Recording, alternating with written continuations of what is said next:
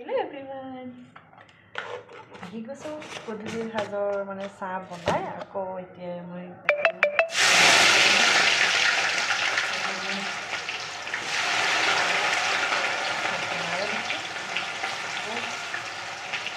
চাহ বনাইছোঁ ধুনীয়াকৈ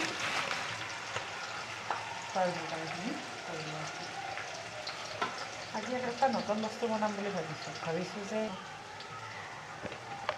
ইপিনে আৰু এইটো চাইডে মই চাহ বনাই আছোঁ চাহটো বহাই দিছোঁ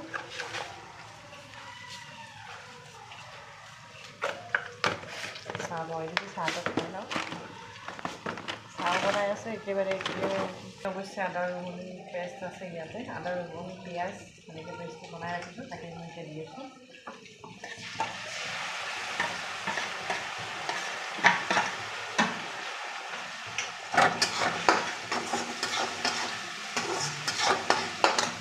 আপোনালোকে বাৰু ভাত বনালে নাই ক'বচোন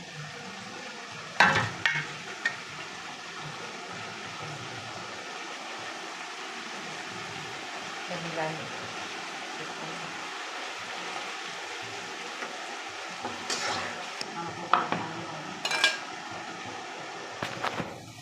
আজি পিছে আকৌ মোৰ হাজবেণ্ডে দিনত মই বনাইছিলোঁ নতুন মানে আলু পালেং শাক তিলেৰে সেনেকৈ চব্জি বনাইছিলোঁ তাকে চব্জিটো মই বাৰু বনাই কিনে খালোঁ আপোনালোকক মানে ভিডিঅ'টো মই শ্বেয়াৰ কৰিছিলোঁ বনাই থাকোঁতে কিন্তু কেনেকৈ মোৰ ভিডিঅ'টো ডিলেট হৈ গ'ল মই ক'ব নোৱাৰোঁ আৰু কোনে কোনে জানে বাৰু কমেণ্ট কৰি ক'বচোন মই এবাৰ ভিডিঅ'টো প'ষ্ট কৰিলে না 20টা 11টা 12টামান প'ষ্ট কৰি যায় এটা ভিডিঅ'য়ে 12 বা 13বাৰমান প'ষ্ট কৰি যায় কিন্তু কিয় হয় কি কাৰণত হয় সেইটো কথা মই গম পোৱা নাই আৰু মই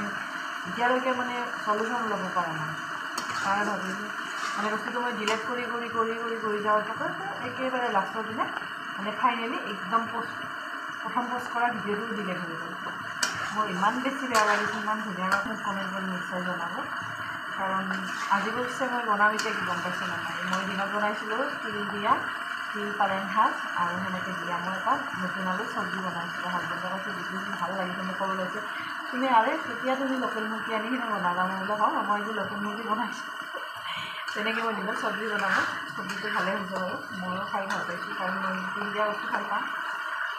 পিঠা কিন্তু মই তিলৰ নাখাওঁ কাৰণ মই পিঠা বাৰু ভালেই নাপাওঁ কিন্তু নাৰিকলৰ পাই কেতিয়াবা খাব ইচ্ছা কৰি এখন বাৰু খালোঁ কিন্তু তিলৰ বস্তু মই পিঠা মই ভাল নাপাওঁ